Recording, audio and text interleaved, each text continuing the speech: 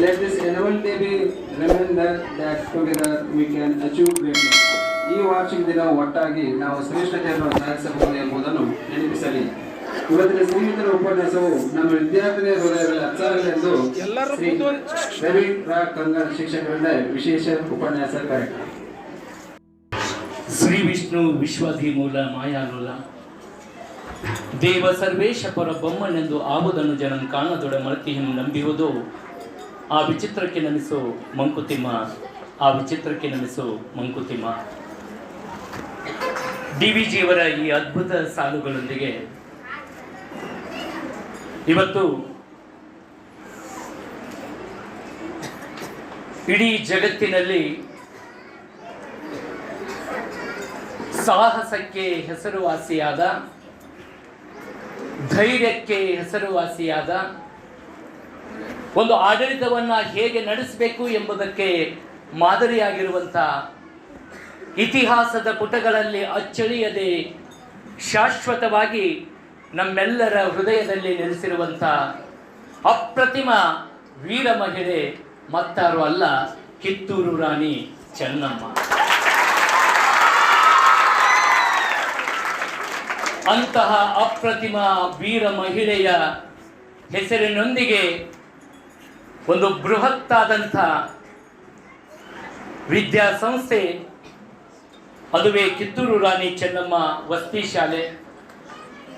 ಈ ಶಾಲೆಯ SSLC ವಿದ್ಯಾರ್ಥಿಗಳ ವಾರ್ಷಿಕ ಸ್ನೇಹ ಸಮ್ಮೇಳನದ ಅಧ್ಯಕ್ಷತೆಯನ್ನು ವಹಿಸಿಕೊಂಡಿರುವಂಥ ನಮ್ಮ ನಿಮ್ಮೆಲ್ಲರ ಅಚ್ಚುಮೆಚ್ಚಿನ ವಿದ್ಯಾರ್ಥಿ ಸ್ನೇಹಿತರಾಗಿ, ಮಾರ್ಗದರ್ಶಕರಾಗಿ ನಿಮ್ಮೆಲ್ಲರಿಗೂ ಕೂಡ ಗುಣಮಟ್ಟದ ಶಿಕ್ಷಣ ನೀಡುವುದರ ಜೊತೆಗೆ ನಿಮ್ಮೆಲ್ಲರಿಗೂ ಒಂದು ಸರ್ವತೋಮುಖವಾದಂಥ ಅಭಿವೃದ್ಧಿಗೆ, ಬೆಳವಣಿಗೆಗೆ ಕಾರಣಕರ್ತರಾದಂಥ ಸನ್ಮಾನ್ಯ ಶ್ರೀ HN ಹೊಸ್ಮನಿ ಸರ್ ಅವರೇ, ಹಾಗೆ ವೇದಿಕೆ ಮೇಲೆ ಆಗಿರುವಂಥ ಗೌರವಾನ್ವಿತ ಬಿರಾದರ್ ಸರ್, ಮೊನ್ನೆ ಅವ್ರದ್ದು ಪರಿಚಯ ಆಯಿತು. ಅಪ್ರತಿಮ ಪ್ರತಿಭೆ, ಇದೇ ಮುರಾರ್ಜಿ ವಸತಿ ಶಾಲೆಯ ಪ್ರಾಂಶುಪಾಲರು. ಅಂಥವರು ಇವತ್ತು ಈ ವೇದಿಕೆಯಲ್ಲಿ ನನಗೆ ಜೊತೆಗೆ ಇವತ್ತು ಎರಡನೇ ವೇದಿಕೆಯಲ್ಲಿ ತಮ್ಮ ಸ್ಥಾನವನ್ನು ಅಲಂಕರಿಸಿದ್ದಾರೆ. ಹಾಗೆಯೇ ನಮ್ಮ ಸ್ನೇಹಿತರು ಆದಂಥ ಕನ್ನಡ ಪಂಡಿತರು ಆದಂಥ ಸನ್ಮಾನ್ಯ ಶ್ರೀ ಚಿಕ್ಕಣ್ಣವ್ರ ಸರ್ ಅವರೇ, ಹಾಗೆ ಇಡೀ ಹಲ್ಕುರ್ಗಿ ಕ್ಲಸ್ಟರ್ನ ಎಲ್ಲ ಶಾಲೆಗಳಲ್ಲಿಯೂ ಕೂಡ ಶೈಕ್ಷಣಿಕ ಅಭಿವೃದ್ಧಿಗೆ ಅಹರ್ನಿಶಿ ಶ್ರಮಿಸ್ತಾ ಇರುವಂಥ ಸ್ನೇಹಿತರಾದಂಥ ನಮ್ಮ ಪಡ್ಯಪ್ಪನವ್ರ ಸರ್ ಅವರೇ, ಹಾಗೆ ವೇದಿಕೆಯ ಮೇಲೆ ವಿರಾಜಮಾನರಾದಂಥ ವಿದ್ಯಾರ್ಥಿ ಪ್ರತಿನಿಧಿಯವರೇ, ಹಾಗೆ ಪೋಷಕ ಪ್ರತಿನಿಧಿಗಳಾದಂಥ ಚೌಧರಿ ಮೇಡಮ್ ಅವರೇ, ಜೊತೆಗೆ ಈ ಶಾಲೆಯ ಎಲ್ಲ ಪೂಜ್ಯನೀಯ ಗುರುಗಳೇ, ಗುರುಮಾತೆಯರೇ, ಆದರಣೀಯ ಪಾಲಕ ಪೋಷಕರೇ, ಜೊತೆಗೆ ದೇವ ಸ್ವರೂಪರಾದಂಥ ವಿದ್ಯಾರ್ಥಿನಿಯರೇ, ತಮ್ಮೆಲ್ಲರ ಅಂತರಾತ್ಮದಲ್ಲಿ ಪ್ರಜ್ವಲಿಸುತ್ತಿರುವಂಥ ಆತ್ಮಜ್ಯೋತಿಗೆ ನನ್ನ ಭಕ್ತಿಯ ನಮನಗಳನ್ನು ಸಲ್ಲಿಸಿ ನನ್ನ ಮಾತುಗಳನ್ನು ಇಲ್ಲಿಗೆ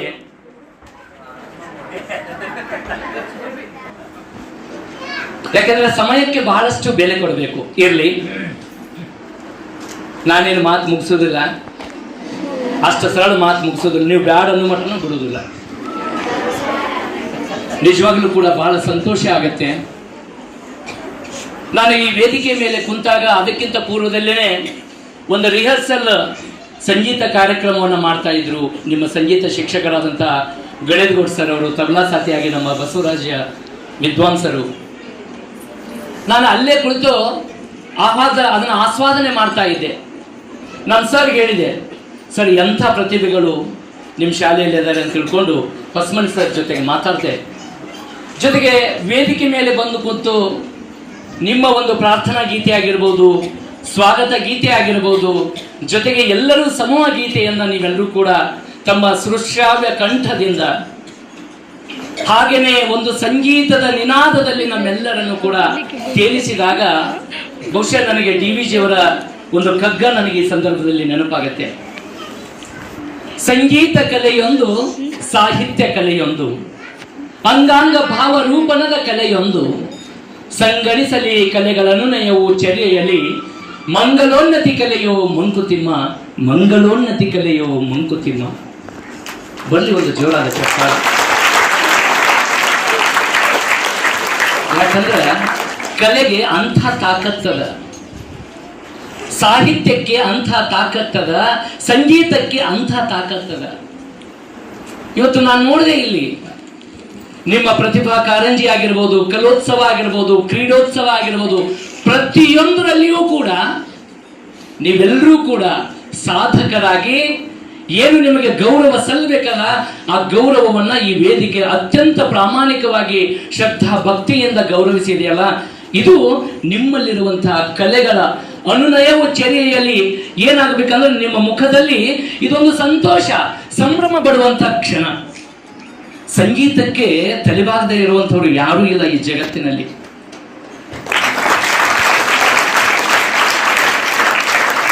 ಯಾಕಂದ್ರೆ ಒಂದು ಸಾಹಿತ್ಯಕ್ಕೆ ಶಾಸ್ತ್ರಬದ್ಧವಾಗಿ ಸಂಗೀತ ಅದಕ್ಕೆ ಏನಾದರೂ ಮೇಳೈಸ್ತಪ್ಪ ಅಂತಂದ್ರ ಎಂಥವರು ಕೂಡ ತಲೆದೂಗ್ತಾರೆ.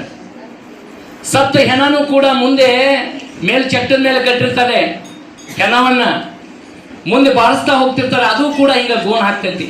ಹೌದಲ್ಲ? ಏನಪ್ಪಾ ಅಂತಂದ್ರೆ ಸಂಗೀತಕ್ಕೆ ಅಂಥ ತಾಕತ್ತಿದೆ ಅಂತ ಹೋಲಿಕೆ ಮಾಡ್ತಾರೆ. ಬಹುಶಃ ನಿಮ್ಮ ಈ ಒಂದು ಸಂಗೀತ ಕಾರ್ಯಕ್ರಮದ ಮೂಲಕ ಪ್ರಾರಂಭವಾದಂಥದ್ದನ್ನು ನೋಡಿದಾಗ ಎಲ್ಲೋ ಒಂದು ಕಡೆ ನಾನು ಓದಿರುವಂತಹ ಒಂದು ಘಟನೆ ನೆನಪಾಗತ್ತೆ. ಜರ್ಮನಿಯ ಬರ್ಲಿನ್ನಲ್ಲಿ ಒಂದು ಸಂಗೀತ ಕಚೇರಿ ಏರ್ಪಾಟಾಗಿರುತ್ತೆ. ಆ ಕಚೇರಿಯಲ್ಲಿ ಕೇವಲ 13 ವರ್ಷದ ಯುವಕ ಯಹೂದಿ ಮೆನುಹೇನ್ ಅನ್ನುವಂಥ ಯುವಕ ವಿದ್ಯಾರ್ಥಿ ವೈಲಿನ್ ಸಂಗೀತ ಕಾರ್ಯಕ್ರಮ ಇರುತ್ತೆ. ಅವನ ಸಂಗೀತವನ್ನ ಆಸ್ವಾದಿಸಲಿಕ್ಕೆ ಬರಬೇಕಂದ್ರೆ ಕೆಲವೊಂದಿಷ್ಟು ನಿಯಮಗಳಿರ್ತವೆ. ಸಮಯಕ್ಕೆ ಸರಿಯಾಗಿ ಬರಬೇಕು, ಯಾರೂ ಕೂಡ ಗಲಾಟೆ ಮಾಡಬಾರ್ದು, ಮಧ್ಯೆ ಮಧ್ಯೆ ಚಪ್ಪಾಳೆಯನ್ನ ತಟ್ಟಬಾರ್ದು, ಎದ್ದು ಹೋಗಬಾರ್ದು.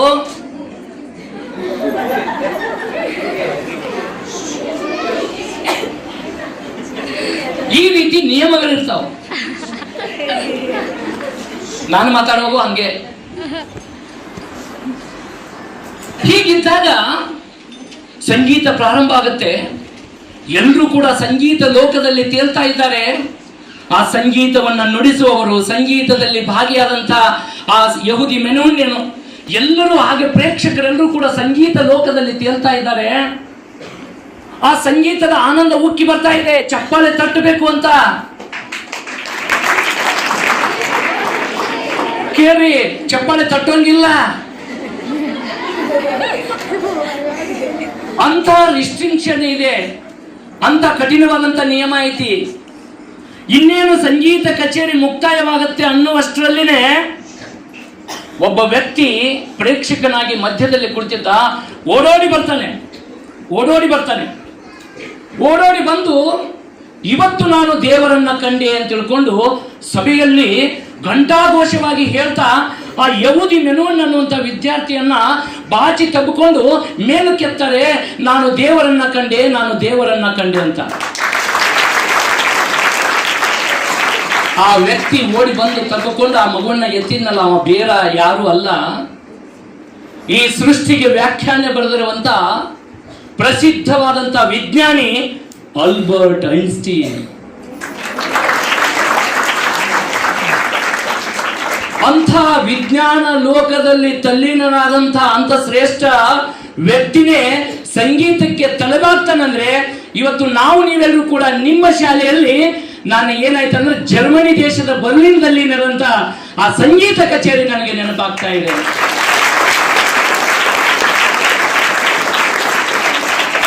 ಬಹುಶಃ ವೇದಿಕೆಯಲ್ಲಿ ಕುಳಿತಾಗ ಮಾತಾಡ್ತಾ ಇದ್ವಿ, ಸರ್ ಕಿತ್ತೂರು ರಾಣಿ ಚೆನ್ನಮ್ಮ ವಸತಿ ಶಾಲೆಯ ಮಕ್ಕಳು ಇಡೀ ಕ್ಲಸ್ಟರ್ ಅಲ್ಲ, ತಾಲೂಕಲ್ಲ, ಜಿಲ್ಲೆಯಲ್ಲೇ ಮಿಂಚಿದವ್ರಿ ಸರ್ ಇವರಿಗೆ ಸರಿಸಾಟಿ ಯಾರು ಇಲ್ರಿ. ಕಲೆ ತಗೋರಿ, ಸಾಹಿತ್ಯ ತಗೋರಿ, ಸಂಗೀತ ತಗೋರಿ, ಕ್ರೀಡೆ ತಗೋರಿ, ಎಲ್ಲರಲ್ಲಿ ಇವರು ಮುಂದದಾರ ಅಂತೇಳಿ ಅವರು ಹೆಮ್ಮೆ ಅಭಿಮಾನದಿಂದ ಹೇಳ್ತಿದ್ರು. ಅದಕ್ಕೆ ಸಾಕ್ಷಿಯಾಗಿ ಇಲ್ಲಿರುವಂತಹ ಪ್ರತಿಯೊಬ್ಬರು ಕೂಡ ಪ್ರಶಸ್ತಿಗೆ ಭಾಜನರಾಗಿದ್ದೀರಲ್ಲ, ಇದೇ ನಿಜವಾದಂತಹ ಕರ್ತೃತ್ವ ಶಕ್ತಿ. ಬಹುಶಃ ನೀವೆಲ್ಲರೂ ಕೂಡ ನಿಮ್ಮ ಮನಸ್ಸನ್ನ ಯಾರ್ಯಾರು ಗೆದ್ದಿದಾರಲ್ಲ ಅವರೆಲ್ಲ ಪ್ರತಿಯೊಬ್ಬರು ಕೂಡ ಪ್ರತಿಯೊಂದು ಕ್ಷಣದಲ್ಲಿಯೂ ಕೂಡ ನಿಮ್ಮ ಸಂತೋಷವನ್ನು ಓ ಅಂತ ಜೇಂಕಾರ, ದುಂಬಿಯ ಜೇಂಕಾರದಂತೆ ನೀವೆಲ್ಲರೂ ಕೂಡ ನಿಮ್ಮ ಹರ್ಷೋದ್ಗಾರವನ್ನು ಮಾಡ್ತಾ ಇದ್ರಿ. ಬಹುಶಃ ತನುಜಾ ಅನ್ನುವಂಥ ವಿದ್ಯಾರ್ಥಿನಿ ಓಟದ ಸ್ಪರ್ಧೆಯಲ್ಲಿ PT ಉಷಾಳನ್ನು ಕೂಡ ಮೀರಿಸಿದಾಳೆ ಅನ್ನುವಂಥ ಮಾತು ನಾವು ಇಲ್ಲಿ ಯಾಕೆಂದ್ರೆ ಸತತ ಬಾರಿ 2 ಬಾರಿ ರಾಜ್ಯ ಮಟ್ಟಕ್ಕೆ, ರಾಷ್ಟ್ರ ಮಟ್ಟಕ್ಕೂ ಕೂಡ ಹೋಗುವಂತ ತಾಕತ್ತಿರುವಂತ ತನುಜಾ ಇವತ್ತು ನಮಗೆ ನಿಮಗೆಲ್ಲರಿಗೂ ಕೂಡ ಮಾದರಿಯಾಗಿದ್ದಾರೆ. ಇನ್ನೊಂದು ವಿಶೇಷ ಏನಂದ್ರೆ, ನೀವು ಒಬ್ಬರಿಗಿಂತ ಒಬ್ಬರು ಮಿಗಿಲದಿರಲಿ, ಯಾರೆಲ್ಲರಿಗೇನು ಕಮ್ಮಿ ಇಲ್ಲ. ಬಹುಶಃ ನೀವು ನೋಡಿರ್ಬೋದು, ಪ್ರತಿ ವರ್ಷ ಫಲಿತಾಂಶದ ಒಂದು ಪ್ರಕಟ ಆದಾಗ ಯಾರ್ದು ಮೇಲುಗೈ ಅಂತ ಬಂದ್ರೆ ಬಾಲಕಿಯರದೇ.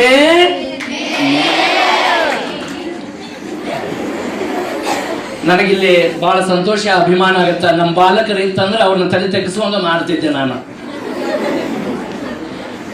ಆದ್ರೆ ಬಹಳ ಸಂತೋಷ, 240ರಿಂದ 250ರವರೆಗೆ ವಿದ್ಯಾರ್ಥಿನಿ ಈ ಶಾಲೆಯಲ್ಲಿ ಕಲಿತಾ ಇದ್ದೀರಿ. ತಾವೆಲ್ಲರೂ ಕೂಡ ಶ್ರದ್ಧೆಯಿಂದ, ಭಕ್ತಿಯಿಂದ, ನಿಷ್ಠೆಯಿಂದ ನಿಮ್ಮ ಕಾಯಕ, ವಿದ್ಯಾರ್ಥಿ ಕಾಯಕ ಏನಿದೆ ಅದರಲ್ಲಿ ತಾವೆಲ್ಲರೂ ಕೂಡ ತಲ್ಲೀನರಾಗ್ತಾ ಇದ್ದೀರಿ. ಬಹುಶಃ ಈ ಸಮಾಜ, ಈ ದೇಶ ಉದ್ಧಾರ ಆಗಬೇಕಂದ್ರೆ ಅದಕ್ಕೆ ಪ್ರಥಮವಾಗಿ ಯಾರು ಕಾರಣರಾಗ್ತಾರಪ್ಪ ಅಂದ್ರೆ ಮಹಿಳೆಯರು ಕಾರಣರಾಗ್ತಾರೆ ಅನ್ನುವಂಥದ್ದನ್ನ ಬಹಳ ಅಭಿಮಾನದಿಂದ ಹೇಳ್ಬೋದು.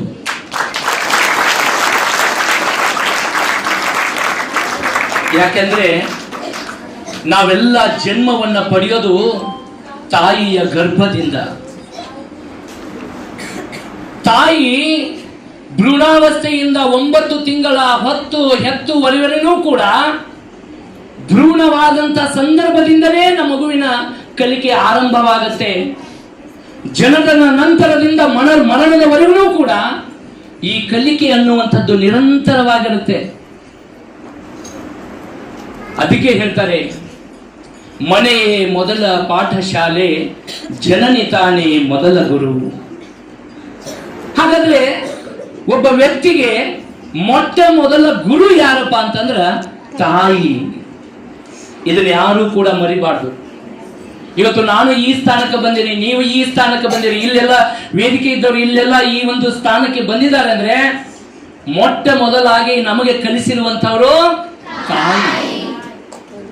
ಅದಕ್ಕೆ ಹೇಳ್ತಾರೆ, ತೊಟ್ಟಿಲು ತೂಗುವ ಕೈ ಜಗತ್ತನ್ನೇ ಆಳಬಲ್ಲದು ಅಂತ. ಒಂದು ವೇಳೆ ತಾಯಿ ಏನಾದ್ರೂ ಮನಸ್ಸು ಮಾಡಿದ್ರೆ ತನ್ನ ಮಗುವನ್ನ ಒಬ್ಬ ಶ್ರೇಷ್ಠವಾದಂತಹ ವ್ಯಕ್ತಿಯನ್ನು ಕೂಡ ಮಾಡಬಹುದು. ತಾಯಿ ಮನಸ್ಸು ಮಾಡಿದ್ರೆ ಒಬ್ಬ ವ್ಯಕ್ತಿಯನ್ನ ಅಧಮನನ್ನಾಗಿ, ಕಳ್ಳನನ್ನಾಗಿ, ಮೋಸಗಾರನನ್ನಾಗಿ ಈ ಸಮಾಜಕ್ಕೆ ನೀಡಬಹುದು. ಇಲ್ಲಿ ನಾವು ತಿಳ್ಕೋಬೇಕು, ಮಗುವ ಲಾಲನೆ ಪಾಲನೆ ಮಾಡುವಂತ ತಾಯಂದಿರು ತಮ್ಮ ಮಕ್ಕಳ ಗುರಿ ಏನಾಗಿರಬೇಕು, ನಾನು ಆ ಮಗುವಿಗೆ ಏನು ಶಿಕ್ಷಣವನ್ನ ಕೊಡಬೇಕು ಅನ್ನುವಂಥದ್ದನ್ನ ಆಲೋಚನೆ ಮಾಡಿ ಮಕ್ಕಳನ್ನ ಬೆಳೆಸುವಂತ ಬಹುದೊಡ್ಡ ಜವಾಬ್ದಾರಿ ಯಾರಲ್ಲಿದೆ ಅಂದ್ರೆ ಮಗು ಶಾಲೆಗೆ ಬರುವವರೆಗೂ ಕೂಡ ತಂದೆ ತಾಯಿಗಳದಿದೆ. ನಂತರದಲ್ಲಿ ಗುರುವಿನ ಮುಖೇನ ಶಿಕ್ಷಣ ಬಂದು ಆ ಮಗು ಒಂದು ಪರಿಪೂರ್ಣವಾದಂತ ಜ್ಞಾನವನ್ನ ಪಡೀಲಿಕ್ಕೆ ಸಾಧ್ಯ ಇದೆ. ಒಂದು ವೇಳೆ ತಾಯಿ ಏನಾದ್ರೂ ನಿರ್ಲಕ್ಷ್ಯ ಮಾಡಿದರೆ ಮಗು ಅಪಜಯವನ್ನ ಕಾಣುತ್ತೆ. ಮಗು ಜೀವನದಲ್ಲಿ ಸೋಲನ್ನ ಒಪ್ಕೊಳ್ಳುತ್ತೆ. ಗೆಲ್ಲುವಂತಹ ಒಂದು ಬುದ್ಧಿ ಅಥವಾ ಗೆಲ್ಲುವಂತಹ ಒಂದು ಛಲದಿಂದ ವಂಚಿತವಾಗತ್ತೆ. ಯಾಕೆ ಈ ಮಾತನ್ನ ಹೇಳ್ತಾ ಇದ್ದೇನೆ ಅಂದ್ರೆ, ಇವತ್ತು ನೀವೆಲ್ಲರೂ ಕೂಡ ವಿದ್ಯಾರ್ಥಿನಿಯರಿದ್ದೀರಿ. ಈ ಹಿಂದೆ ನೀವು ಈ ಭೂಮಿಗೆ ಜನಿಸಿದಾಗ ಮಕ್ಕಳಾಗಿದ್ದೀರಿ, ಈಗ ಪ್ರೌಢ ಹಂತಕ್ಕೆ ಬಂದಿದ್ದೀರಿ. ಮುಂದೊಂದು ದಿನ ನೀವು ಕೂಡ ಒಂದು ಮನೆಯನ್ನ ಬೆಳಗುವಂತ ಸೊಸೆ ಆಗ್ತೀರಿ, ಒಂದು ಮಗುವನ್ನ ಹೆತ್ತು ತಾಯಿ ಆಗ್ತೀರಿ. ಆ ಮಗುವನ್ನ ಲಾಲನೆ ಪಾಲನೆ ಮಾಡಿ ಆ ಮಗುವಿಗೆ ಸಂಸ್ಕಾರವನ್ನ ನೀಡಿ ಮುಂದೊಂದು ದಿನ ಮಗುವಿಗೆ ಮದುವೆಯನ್ನ ಮಾಡಿ ತಾವು ಕೂಡ ಅತ್ತೆಯಂದರೂ ಕೂಡ ಆಗ್ತೀರಿ. ಅಯ್ಯೋ ಏನ್ ಹೇಳಕತ್ತೀರಿ ಸರ ನೀವು? ನಾವು ಯಾವ ಲೋಕದಾಗ ಇದೀವಿ, ನೀವು ಏನೇನೋ ತಿಳಕತ್ತೀರಲ್ಲ ಅಂತ ಹೇಳ. ಖಂಡಿತ ನಾನು ಅನ್ಕೊಂಡೆ ಈ ವಿಚಾರಗಳನ್ನ ನಿಮಗೆ ಈಗ ತಾನೇ ಬಿತ್ತಿ ಬಿಟ್ರೆ ಇಲ್ಲಿ ಏನದವಲ್ಲ, ಮುಂದೊಂದು ದಿನ ಈ 250 ಕುಟುಂಬಗಳಾಗ್ತಾ ಇದಾವಲ್ಲ, ಇವು ಒಂದು ಸಂಸ್ಕಾರಯುತವಾದಂತ ಕುಟುಂಬಗಳಿಗೆ ನೀವೆಲ್ಲರೂ ಕೂಡ ಕಾರಣರಾಗ್ತೀರಿ. ಮುಂಬರುವಂತ ಪೀಳಿಗೆ ಈ ಸಮಾಜ ಏನು ನಿರೀಕ್ಷೆ ಮಾಡುತ್ತಲ್ಲ ಅಂತ ನಿರೀಕ್ಷೆ ನಿಮ್ಮ ಕಡೆಯಿಂದ ಆಗತ್ತೆ ಅನ್ನುವಂತ ಉದ್ದೇಶದಿಂದ ನಾನು ಈ ವಿಚಾರಗಳನ್ನ ಹೇಳಿಕ್ಕೆ ಇಷ್ಟಪಡ್ತಾ ಇದ್ದೀನಿ. ಒಂದು ಮಗು ಶಾಲೆಗೆ ಹೋಗಿತ್ತು. ಶಾಲೆಗೆ ಹೋದಾಗ ಶಿಕ್ಷಕರು ಆ ಮಗುವಿನಿಗೆ ಸರಿಯಾದಂತಹ ಶಿಕ್ಷಣವನ್ನ ನೀಡದೇನೆ, ಮಗುವಿನಲ್ಲಿರುವಂತಹ ಸಾಮರ್ಥ್ಯವನ್ನ ಅರಿತುಕೊಳ್ಳದೇನೆ ಬಹಳ ತಾತ್ಸಾರ ಭಾವನೆಯಿಂದ ಕಾಣ್ತಾ ಇದ್ರು. ಒಂದಿನ ಆ ಮಗುವಿಗೆ ಶಿಕ್ಷಕರು ಹೇಳ್ತಾರ, ಹೋಗಿ ನಿಮ್ಮ ಅವ್ವನ್ ಕರ್ಕೊಂಬ ಅಂತೇಳಿ. ತಾಯಿ ಬರ್ತಾಳೆ, ಮಗು ಮನೆಗೆ ಹೋಗಿ ಹೇಳ್ತತಿ, ಅವ್ವ ನಮ್ ಟೀಚರ್ ಕರ್ಕೊಂಬ ಅಂದಾರ, ನೀ ಬಾ ಅಂತೇಳಿ.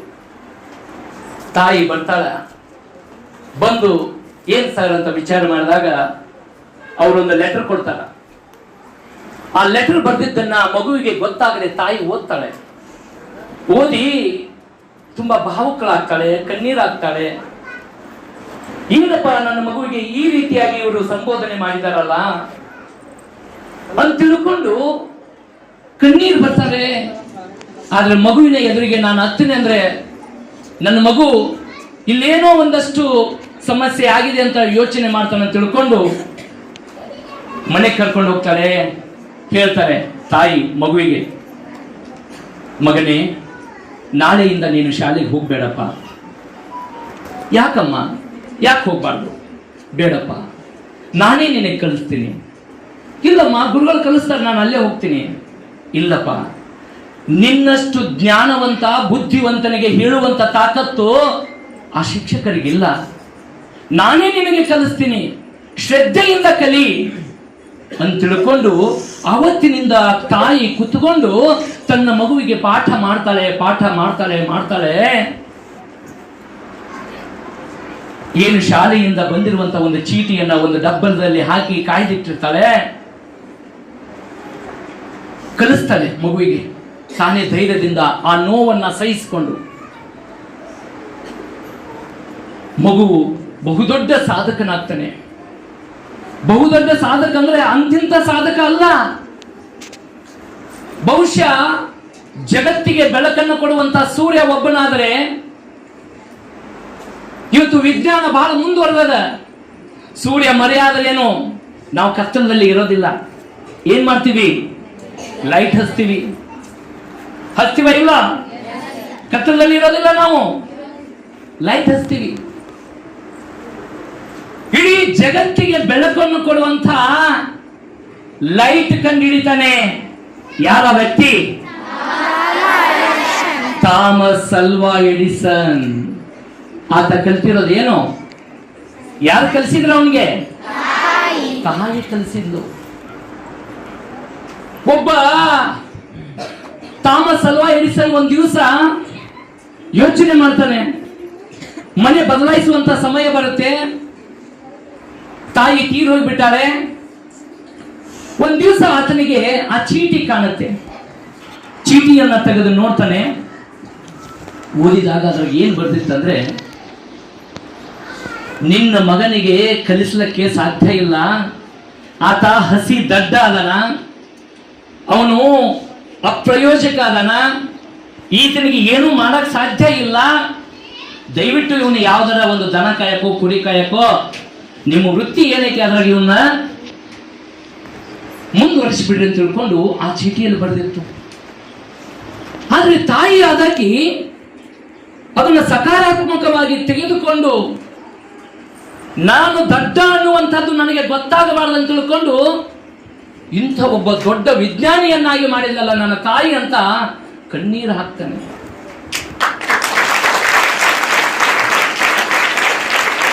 ಅಂದ್ರೆ ಒಬ್ಬ ತಾಯಿ ಮನಸ್ಸು ಮಾಡಿದ್ರೆ ಶತಗಡ್ಡನನ್ನು ಕೂಡ ವಿದ್ವತ್ಪೂರ್ಣವಾದಂಥ ಜ್ಞಾನಿಯನ್ನಾಗಿ ರೂಪಿಸಲಿಕ್ಕೆ ಸಾಧ್ಯ ಐತಿ ಅನ್ನುವಂಥದ್ದು ನಾವು ಮನಗಾಣಬೇಕು. ಇನ್ನೊಂದು ತಾಯಿ ಮಗುವನ್ನ ಪಾಲನೆ ಪೋಷಣೆ ಮಾಡ್ತಿರ್ತಾಳ, ಅದು ಮಗು ಶಾಲೆಗೆ ಹೋಗುತ್ತಾ. ಒಂದಿನ ಮಗು ಹೋಗ್ತಾ ಇರ್ಬೇಕಾದ್ರೆ ದಾರ್ಯಾಗ ಒಂದು 50 ರೂಪಾಯಿ ಸಿಗುತ್ತೆ. ಅದನ್ನ ತಗೊಂಡ್ಬಂದು ತಾಯಿ ಕೊಡ್ತಾಳ. ತಾಯಿ ಕೊಡೋಣ, ತಾಯಿ ಕೇಳ್ತಾಳ, ಎಲ್ಲಿತ್ತಪ್ಪ? ಇಲ್ಲ, ಒಬ್ಬ ಮುಂದೆ ಹೊಂಟಿದ್ದ, ಅವನ ಕಿಶದಿಂದ ತೆಳಗ್ ಬಿತ್ತು, ನಾನೇನು ಅವನಿಗೇನು ಹೇಳಿಲ್ಲ, ಪಟ್ನ ತಗೊಂಡು ಬಂದೆ ಅಂತಾಳ. ಆಗ ಈ ತಾಯಿ ಭಾಳ ಖುಷಿ ಆಗ್ತಾಳ. ಹೌದಾ, 50 ರೂಪಾಯಿ ಸಿಕ್ತಲ್ಲ, ಭಾಳ ಚಲೋ ಆಗ್ತಾಳ, ಇವತ್ತು ರೊಕ್ಕ ಖರ್ಚಿಗೆ ಆತಾಳ ಅಂತ ತಿಳ್ಕೊಂಡು ಖುಷಿ ಪಟ್ಟು, ನೋಡ್ ಮತ್ತೆ ನಾಳೆ ಹೆಂಗ್ ಮಾಡ್ತೀನಿ ನೋಡಂತಾಳ. ಒಂದನ ಯೋಚನೆ ಮಾಡ್ತಾನೆ, ಓ ನಮ್ಮ ತಾಯಿ ಭಾಳ ಖುಷಿ ಪಡ್ತಾಳ ಅಂತ ತಿಳ್ಕೊಂಡು. ಒಬ್ಬ ಹೆಣ್ಮಗಳು ಕಾಯಿಪಲ್ಲೆ ಹೊತ್ಕೊಂಡು ಬುಟ್ಟಿಯ ಮೇಲೆ ಕಾಯಿಪಲ್ಲೆ ಇಟ್ಕೊಂಡು ಹೊಂಟಿರ್ತಾಳ. ಇವ ಒಂದು ಸ್ವಲ್ಪ ಎತ್ತರ ಸ್ಥಾನದಾಗ ನಿಂತಿರ್ತಾನ ಒಂದು ಕಟ್ಟಿ ಮೇಲೆ. ಆಕೆ ಹೆಣ್ಮಗಳು ಹೋಗುವಾಗ ಒಂದು ಹಗರ್ಕ ಒಂದು 2 ಸೀವಡು ಅದರನ್ನು ಮೆಂತ್ಯನೋ ಮೂಲಂಗಿನೋ ತಗೊಂಡು ಮನೆಗೆ ಹೋಗ್ತಾನೆ. ಮನೆಗೆ ಹೋಗೋಣ, ತಾಯಿ ಎಲ್ಲಿದ್ದ ತಂದಿ? ಯಾವ ಹಿಂಗೆ ಹೋಗ್ಬೇಕು, ಹೆಣ್ಮಗಳು ಹೊಂಟಿದ್ಲು, ನಾ ಅವ್ನಿಗೆ ತಗೊಂಡು ತಂದಿನಿ. ಹೌದಾ, ಭಾಳ ಖುಷಿ ಆಗ್ತದೆ, ಚಲೋ ಮತ್ತೆ ನೋಡು ಏನು ಮಾಡ್ತೀನಿ ನೋಡಂತ. ಹೇಳೋ ನೀನು ನಮ್ಮ ಹಿಂಗೆ ಹೇಳಕತ್ತಳ ಅಂತೇಳಿ ಹುರುಪಂತು ಏನು ಮಾಡ್ತಾನ, ಹಂಗೆ ಒಂದು ಮನೆಯಾಗ ಹೊಕ್ಕಾನ, ಸ್ನೇಹಿತರ ಮನೆಯಾಗ. ಅವ್ರ ಪಾಪ ಮತ್ತೆ ಗೆಳೆಯ ಅಣ್ಣನ ಅವರು ಮುಕ್ತವಾಗಿ ಮನೆಯೆಲ್ಲ ಟ್ರೆಜರಿ ನೋಡ್ತಾನ, ಲಾಕರ್ ತೆಗೆದಿರ್ತೈತಿ, ಒಂದು 100-200 ರೂಪಾಯಿದು ಕಟ್ಟಿರ್ತೈತಿ. ಅವ್ನು ತೊಗೊಂಡು ಅವನ ಬದುಕಿನ ಕಿಸೆದಾಗ ಇಟ್ಕೊಂಡು ಗೆಳೆಯನ ಕೂಡ ಹಿಂಗೆ ಮಾತಾಡ್ಕೋತ ಮನೆಗೆ ಬರ್ತಾನ. ತಂದು ತೋರಿಸ್ತಾನ ತಾಯಿಗೆ. ತಾಯಿ ಖುಷಿ ಹಾಕಳ, ಅಬ್ಬಬ್ಬಬ್ಬ ಏನು ಎಂಥ ವಿದ್ವತ್ ಐತೋ ನಿನ್ನ ಹತ್ರ ಅಂತ ತಿಳ್ಕೊಂಡು. ನೋಡಿ ಮತ್ತೇನು ತಗೊಂಬಾ ಅಂತಾನೆ. ಹಿಂಗ ಇವ ಏನು ಮಾಡ್ತಾನ, ದಿನಾ ಒಬ್ಬೊಬ್ಬರು ಮನೆಗೆ ಹೋಗೋದು, ಚಿನ್ನಾಭರಣ ಹಣ ಎಲ್ಲ ದೋಚ್ಕೊಂಡು ಬರ್ತಾನೆ. ದೋಚ್ಕೊಂಡು ಒಬ್ಬ ಕುಖ್ಯಾತ ಕಳ್ಳನಾಗಿ ಮಾರ್ಪಾಟಾಗ್ತಾನ. ತಾಯಿ ಖುಷಿ ಪಡ್ತಾಳ. ಮುಂದೊಂದು ದಿನ ಈ ಕಳ್ಳತನ ಮಾಡುವಂತಹ ವ್ಯಕ್ತಿ ದೊಡ್ಡವನಾಗಿ ಪೊಲೀಸರ ಕೈಯಾಗಿ ಸಿಗ್ತಾನ. ಇವನು ಮಾಡಿರುವಂಥ ಅಲ್ಲಿವರೆಗಿನ ಎಲ್ಲ ಪ್ರಕರಣಗಳು ದಾಖಲಾಗ್ತಾವು. ಇವನಿಗೆ ಅಂತಿಂತ ಶಿಕ್ಷೆ ಕೊಡಬಾರ್ದು, ಗಲ್ಲು ಶಿಕ್ಷೆನೇ ಕೊಡಬೇಕಂತ ತಿಳ್ಕೊಂಡು ನ್ಯಾಯಾಧೀಶರು ತೀರ್ಪು ಕೊಡ್ತಾರೆ. ಗಲ್ಲು ಶಿಕ್ಷೆ ಕೊಡಬೇಕಾದ್ರೆ ಕೊನೆಯಲ್ಲಿ ಗಲ್ಲು ಶಿಕ್ಷೆಗಿಂತ ಮುಂಚೆ ನಮ್ಮ ದೇಶದ ಕಾನೂನು ಹೆಂಗಿದೆ ಅಂದರೆ, ಆತನ ಆಸೆ ಆಕಾಂಕ್ಷೆ ಏನದಾವು ಅನ್ನೊಂದಿಷ್ಟು ನೆರವೇರಿಸಿ ಗಲ್ಲು ಶಿಕ್ಷೆ ಕೊಡ್ತಾರೆ. ಆವಾಗ ನ್ಯಾಯಾಧೀಶರು ಹೇಳ್ತಾರ, ನೋಡಪ್ಪ ನಾಳೆನೇ ನಿನಗೆ ಗಲ್ಲು ಶಿಕ್ಷೆ ಆಗತ್ತೆ, ನಿನ್ನ ಮನದಾಸೆ ಏನೈತಿ ಹೇಳಂದಾಗ, ಏನಿಲ್ರಿ ನಮ್ಮ ತಾಯಿ ಇಲ್ಲಿ ಬರ್ಬೇಕ್ರಿ ಅಂತ. ವಾ, ನ್ಯಾಯಾಧೀಶ ಅಂತನ, ಎಂಥ ಮಗಪ್ಪ ನೀನು, ಸಾಯುವಂಥ ಸಮಯದಲ್ಲಿ ನಿನ್ನ ತಾಯಿಯನ್ನ ನೀನು ಸ್ಮರಣೆ ಮಾಡ್ಕೊಳ್ತೀಯಲ್ಲ, ಇರ್ಬೇಕು ನಿನ್ನಂಥ ಮಕ್ಕಳು ಅಂತ ತಿಳ್ಕೊಂಡು ಬಹಳ ಹೆಮ್ಮೆ ಅಭಿಮಾನದಿಂದ ನ್ಯಾಯಾಧೀಶರು ಹೇಳಿದ್ರೆ, ಆತ ಹೇಳ್ತಾನ, ನ್ಯಾಯಾಧೀಶರೇ ದಯವಿಟ್ಟು ತಪ್ಪು ತಿಳ್ಕೊಂಡಿರಿ, ನನ್ನ ತಾಯಿ ಇಲ್ಲಿ ಬರಬೇಕು, ಅವಳನ್ನು ನೋಡಬೇಕು, ಅವಳಿಗೊಂದು ಸಂದೇಶ ಕೊಡಬೇಕು. ನೀವೇನಾದರೂ ಗಲ್ಲು ಶಿಕ್ಷೆ ನನಗೆ ಕೊಡುವ ಬದಲಿ ನೀವು ಮೊದಲು ಯಾರಿಗೆ ಗಲ್ಲು ಶಿಕ್ಷೆ ಕೊಡ್ಬೇಕಂದ್ರೆ ನನ್ನ ತಾಯಿಗೆ ಗಲ್ಲು ಶಿಕ್ಷೆ ಕೊಡ್ರಿ, ಆಮೇಲೆ ನನಗೆ ಗಲ್ಲು ಶಿಕ್ಷೆ ಕೊಡ್ರಿ ಅಂತ ತಿಳ್ಕೊಂಡು ನ್ಯಾಯಾಧೀಶ ಹೇಳ್ತಾನೆ. ಯಾಕಪ್ಪ ಹಿಂಗ್ಯಾಕೆ ಹೇಳ್ತೀಯೋ, ನಿನ್ನ ಹಡೆದ ತಾಯಿ ಯಾಕಿ ಈ ರೀತಿಯಾಗಿ ಹೇಳ್ತೀಯಾ? ಸಲ್ಲದು, ಆ ರೀತಿ ಹೇಳ್ಬೇಡ. ಇಲ್ಲ ಸರ್, ನಾನು ಕಳ್ಳ ಆಗಲಿಕ್ಕೆ, ನಾನು ದರೋಡೆಕೋರ ಆಗಲಿಕ್ಕೆ ಕಾರಣ ಬೇರಾರು ಅಲ್ಲ, ನನ್ನ ತಾಯಿ. ನಾನು ಬಾಲ್ಯದಲ್ಲೇ ಇದ್ದಾಗ ನಾನು ತಪ್ಪು ಮಾಡುವಂತ ಸಂದರ್ಭದಲ್ಲಿ, ಮಗನೇ ಇದು ತಪ್ಪು, ಈ ರೀತಿ ಮಾಡಬೇಡ ಅಂತ ತಿಳ್ಕೊಂಡು ತಿದ್ದಿ ಬುದ್ಧಿ ಹೇಳಿದ್ರೆ ಇವತ್ತು ನಾನ್ಯಾಕೆ ಕಳ್ಳ ಆಗ್ತಿದ್ದೀನ್ರಿ, ನಾನ್ಯಾಕೆ ಕಳ್ಳ ಆಗ್ತಿದ್ದೆ? ನೀವೇನಾದ್ರೂ ಗಲ್ಲು ಶಿಕ್ಷೆ ಕೊಡೋದಿದ್ರೆ ನನ್ನ ತಾಯಿಗೆ ಗಲ್ಲು ಶಿಕ್ಷೆ ಕೊಡ್ರಿ ಅಂತ ತಿಳ್ಕೊಂಡು ಹೇಳ್ತಾನೆ. ಯಾಕೆ ಈ ವಿಚಾರವನ್ನು ಹಂಚಿಕೊಂಡೆಂದ್ರೆ, ವಿದ್ಯಾರ್ಥಿನಿಯರೇ, ನಾನು ಆಗಲೇ ಹೇಳಿದಾಗ ನೀವು ಯಾಕೋ ಒಂದು ಸ್ವಲ್ಪ ಅದನ್ನ ವಿನೋದದ ರೀತಿಯಲ್ಲಿ ತಿಳ್ಕೊಂಡ್ರಿ. ತಾಯಿ ಅಂತ ನೀವು ಮುಂದೊಂದು ದಿನ ತಾಯಿ ಆಗ್ತೀರಿ ಅಂದಾಗ ಯಾಕೆ ಹೇಳಿದೆ ಅನ್ನುವಂಥದ್ದು ಈಗ ನಿಮಗೆ ಅರ್ಥ ಆಗತ್ತೆ.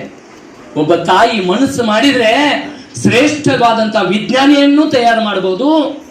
ಹಾಗೆ ಮನಸ್ಸು ಮಾಡಿದ್ರೆ ಒಬ್ಬ ಕಳ್ಳನನ್ನ, ಮೋಸಗಾರನನ್ನ, ಭ್ರಷ್ಟನನ್ನು ಕೂಡ ಈ ಜಗತ್ತಿಗೆ ನೀಡಬೇಕನ್ನುವಂಥ ಸಾಕಷ್ಟು ಉದಾಹರಣೆಗಳು ನಮಗೆ ಸಿಗುತ್ತವೆ. ಹಾಗಾಗಿ ಇವತ್ತು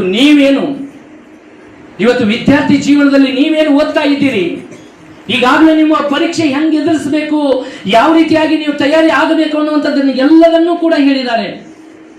ಇವತ್ತು ನಾವೆಲ್ಲರೂ ಕೂಡ ಹೆಂಗ ಚಿಂತನೆ ಮಾಡ್ತಾ ಇದ್ದೀವಪ್ಪ ಅಂತಂದ್ರ, ನಮ್ಮ ಮಕ್ಕಳು ಬರೀ ಓದಬೇಕು, 100ಕ್ಕೆ 100 ಅಂಕ ತೆಗಿಬೇಕು, ಇದನ್ನ ಬಿಟ್ಟು ಬೇರೆ ಏನೂ ಬೇಕಾಗಿಲ್ಲ ಇವತ್ತು. ಆದ್ರೆ ನಮ್ಮ ಮಕ್ಕಳಲ್ಲಿ ಮೌಲ್ಯಗಳು ಬರಬೇಕು. ನಾನು ಕಲಿತಂತ ಜ್ಞಾನ ಹೇಗೆ ಈ ಸಮಾಜಕ್ಕೆ ಸದ್ವಿನಿಯೋಗ ಆಗಬೇಕು, ಸದುಪಯೋಗ ಆಗಬೇಕು ಅನ್ನುವಂತ ಚಿಂತನೆ ಮಾಡುವ ರೀತಿಯಲ್ಲಿ ನಮ್ಮ ಮಕ್ಕಳನ್ನ ತಯಾರು ಮಾಡಬೇಕು. ಇವತ್ತು ನಮ್ಮ ಮಕ್ಕಳಿಗೆ ಏನು ಹೇಳಿಕೊಡಬೇಕಾಗಿಲ್ಲ, ಅಷ್ಟು ಸಮರ್ಥರಿದ್ದಾರೆ, ಅಷ್ಟು ಬುದ್ಧಿವಂತರಿದ್ದಾರೆ. ಆದ್ರೆ ಇವತ್ತು ಯಾವುದು ಸರಿ ಯಾವುದು ತಪ್ಪು ಅನ್ನುವಂತ ಯೋಚನೆ ಮಾಡುವಂತ ನಿಟ್ಟಿನಲ್ಲಿ ನಮ್ಮ ಮಕ್ಕಳು ತಯಾರಾಗಬೇಕಾಗಿದೆ. ಇಲ್ಲಿ ಬಹಳಷ್ಟು ಜನ ತಾಯಂದಿರು ಬಂದಿರಿ, ಹಿರಿಯರು ಬಂದಿರಿ. ಹಿಂದೆಲ್ಲ 4-5 ತಲೆಮಾರಿನಿಂದ 3-4 ತಲೆಮಾರಿನಿಂದ ಕೂಡು ಕುಟುಂಬಗಳಿದ್ದು, ವಿಭಕ್ತ ಕುಟುಂಬಗಳಿದ್ದು, ಅವಿಭಕ್ತ ಕುಟುಂಬಗಳಿದ್ದು. ಆದ್ರೆ ಇವತ್ತು ಏನಾಗಿದೆ, ಮಗುವಿಗೆ ಒಂದು ದೊಡ್ಡವಾದ ಮೇಲೆ ಮದುವೆ ಮಾಡಿದ ಮೇಲೆ ತಂದೆ ತಾಯಿ ಜೊತೆ ವರ್ಷ ಬೇಡ 2 ವರ್ಷ ಇರ್ತಾರೆ. ನಾನು ಎಲ್ಲರನ್ನೂ ಸಾಮೂಹಿಕವಾಗಿ ಹೇಳ್ತಾ ಇಲ್ಲ. ಇವತ್ತು ನಡೆದಿರುವಂತ ವಿದ್ಯಮಾನ ಏನಂದ್ರೆ, ಮಕ್ಕಳಿಗೆ ಮದುವೆ ಮಾಡಿ ಕೊಟ್ಟ ಮೇಲೆ 1 ವರ್ಷನೋ 2 ವರ್ಷನೋ ತಂದೆ ತಾಯಿ ಜೊತೆಯಾಗಿ ಇದ್ದು ನಂತರದಲ್ಲಿ ಮನೆ ಬೇರೆ ಮಾಡ್ತಾರೆ. ಮನೆ ಯಾಕೆ ಬೇರೆ ಮಾಡ್ತಾರೆ ಅನ್ನೋದಕ್ಕೆ 2 ಬಹುಮುಖ್ಯ ಕಾರಣಗಳಿದಾವೆ. ನಾವು ಮನೆ ಬೇರೆ ಮಾಡಿದವ್ರನ್ನು ದೂಷಣೆ ಮಾಡುವಂತಿಲ್ಲ. ಯಾಕೆ ಮನೆ ಬೇರೆ ಆಯ್ತು ಅನ್ನುವಂಥದ್ದನ್ನ ತಿಳ್ಕೋಬೇಕು. ಬಹುಶಃ ಮಗನಿಗೆ ಮದುವೆ ಮಾಡಿದ ಮೇಲೆ ಸೊಸೆಯಾಗಿ ಮನೆಗೆ ತುಂಬ್ಕೋತೀವಲ್ಲ, ಆ ಸೊಸೆ 20ರಿಂದ 25 ವರ್ಷ ಬೇರೆ ಪ್ರಪಂಚದಲ್ಲಿ ಕಳೆದಿರ್ತಾಳೆ. ತನ್ನದೇ ಆದಂತ ಪರಿಸರದಲ್ಲಿ, ತನ್ನದೇ ಆದಂತ ಸ್ನೇಹಿತರ ಮಧ್ಯೆ, ತನ್ನದೇ ಆದಂತ ಬಂಧು ಬಾಂಧವರೊಟ್ಟಿಗೆ ಒಡನಾಟ ಇರುವಂತದ್ದು ಹೆಣ್ಣಿಗೆ. ಇಂಥ ಹೆಣ್ಣನ್ನ ನಾವು ಮದುವೆ ಮಾಡಿಕೊಟ್ಟು ಅಪರಿಚಿತ ಸ್ಥಳಕ್ಕೆ ಕಳಿಸ್ತೀವಿ. ವರ ನೋಡ್ತಾನೆ ವಧುವನ್ನ. ಹಿರಿಯರೆಲ್ಲ ವಧು ಏನು ವಿಚಾರ ಮಾಡ್ತಾಳೆ, ವರ ತಕ್ಕದಾಗಿದ್ರೆ ನನಗೆ ಸಾಕಂತ ತಿಳ್ಕೊಂಡು ತನ್ನ ಆಲೋಚನೆ ಇರ್ತವೆ. ತಂದೆ ತಾಯಿನೂ ಕೂಡ ನಿರ್ಧಾರ ತಗೋತಾರೆ, ನನ್ನ ಮಗಳಿಗೆ ಎಂಥ ವರವನ್ನ ಕೊಟ್ಟು ಮದುವೆ ಮಾಡಬೇಕು ಅನ್ನುವಂಥದ್ದನ್ನು. ಆಯ್ತು, ಈ ಮದುವೆ ಆಗುವಂತ ಹೆಣ್ಣು ಮಗುವಿಗೆ ಅದು ಹೊಸ ಪ್ರಪಂಚ.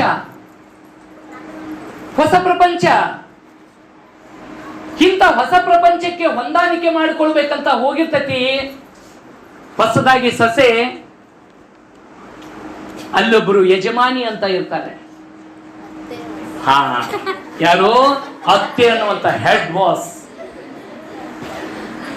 ಒಂದು ವೇಳೆ ಆ ಅತ್ತೆ ಅನ್ನುವಂತ ಹೆಡ್ ಬಾಸ್ನು ಕೂಡ ಮಹಿಳೆನೇ, ಅವಳು ಕೂಡ ಮಗುವಾಗಿ, ವಿದ್ಯಾರ್ಥಿಯಾಗಿ, ತಂಗಿಯಾಗಿ, ಅಕ್ಕನಾಗಿ, ಮದುವೆಯಾದ ನಂತರ ಹೆಂಡತಿಯಾಗಿ, ಮಕ್ಕಳಾದ ನಂತರ ತಾಯಿಯಾಗಿ, ಮಗುವಿಗೆ ಮದುವೆ ಮಾಡಿದ ನಂತರ ಈಗ ಅತ್ತಿ ಪೋಸ್ಟಿಗೆ ಬಂದಾಳ. ಆಕಿ ಒಂದು ಹೆಣ್ಣಿನ. ನಾನಿಲ್ಲಿ ಬಹಳ ಸ್ಪಷ್ಟ ಹೇಳ್ತೀನಿ,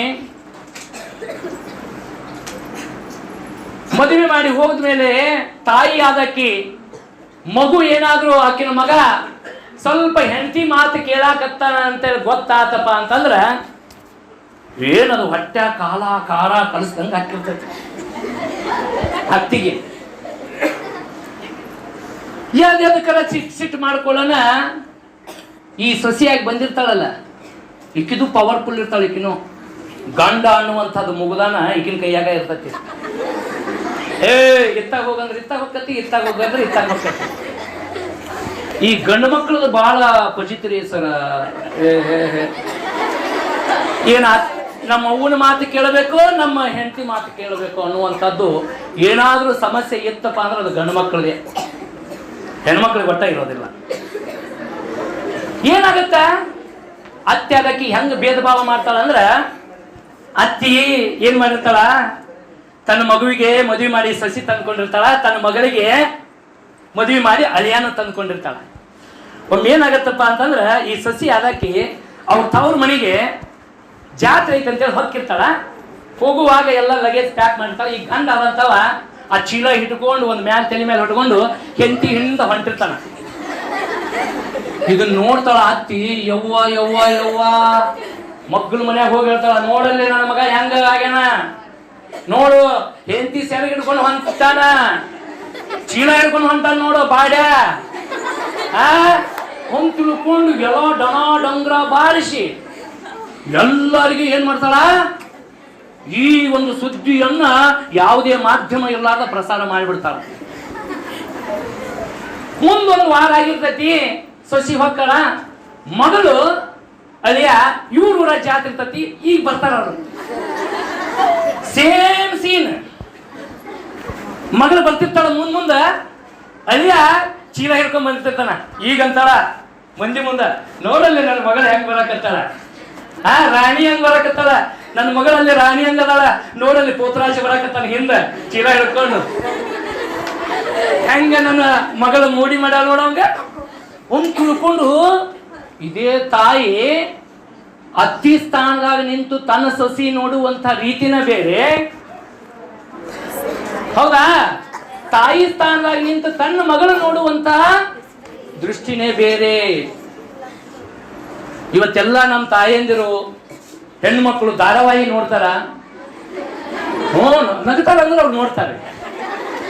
ಯಾಕಂದ್ರೆ ಆ ಧಾರಾವಾಹಿಯಾಗ ಏನ್ ತೋರಿಸ್ತಾರ ಅಂದ್ರೆ ಇವನ್ನ ತೋರಿಸ್ತಾರ, ಬರೇ ಮನಿ ಮುರುವ. ಅವ್ರೇನು ಅವ್ರಿಗೇನು ದೊಡ್ಡ ಏನ ವೇದಾಂತಿಗಳನ್ನ ಅವರು. ನಿಮ್ಮ ಎಲ್ಲ ಕುಟುಂಬಗಳ ನಮ್ಮ ಜೀವನ ಅಧ್ಯಯನ ಮಾಡಿರ್ತಾರ. ಹಿಂಗೈತಿ ಜೀವನ, ಹಿಂಗ ತೋರಿಸಿದ್ರೆ ಇಷ್ಟಪಡ್ತಾರ ಅಂತ ತಿಳ್ಕೊಂಡು ಅವ್ರು ಅಧ್ಯಯನ ಮಾಡಿ ಹಿಂಗ ಹೇಳ್ತಾರ.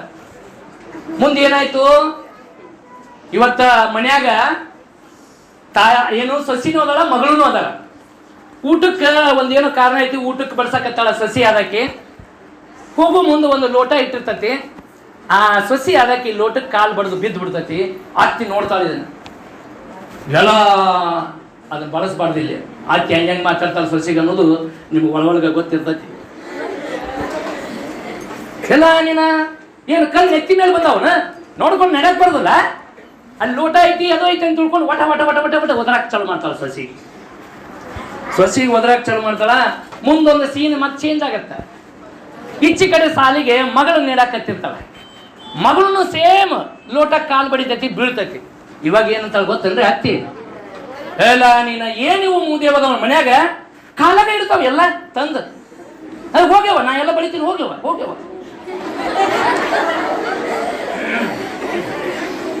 ಇದು ನಮ್ಮ ಪರಿಸ್ಥಿತಿ. ಹೀಗಿದ್ದಾಗ ಬೇರೆ ಪ್ರಪಂಚದಿಂದ ಈ ಪ್ರಪಂಚಕ್ಕೆ ಬಂದಂತ ಸಸಿ ಏನ್ ಮಾಡ್ಬೇಕು ಹೇಳ್ರಿ. ಆಗ ಅನಿವಾರ್ಯವಾಗಿ ಆ ಸಸಿ ಏನ್ ಮಾಡ್ತಾಳ ಅಂದ್ರೆ ಗಂಡಗ ಕಿವ್ಯಾಗ ಊದಾಕ್ ಚಾಲು ಮಾಡ್ತಾಳ. ಮನಿ ಬ್ಯಾರೆ ಮಾಡ್ರಿ ನೀವು, ಯಾಕ ಸರಿ ಹೋಗೋದಿಲ್ಲ ಇದು ಅಂತ ತಿಳ್ಕೊಂಡು ಮನಿ ಬ್ಯಾರೆ ಮಾಡ್ತಾಳ. ಅಂದ್ರೆ ಇಲ್ಲಿ ಯಾರ ಲೋಪ ಆಯ್ತು? ಅತ್ತಿ ಲೋಪ ಆಯ್ತು. ಸರಿ, ಮತ್ತೊಂದು ಚಾಪ್ಟರ್ ಬರ್ತೀನಿ. ಸ್ವಚ್ಛದು ಹೆಂಗ ಲೋಪ ಆಗತ್ತ ಅನ್ನೋದು ಹೇಳ್ತೀನಿ ನಾನು.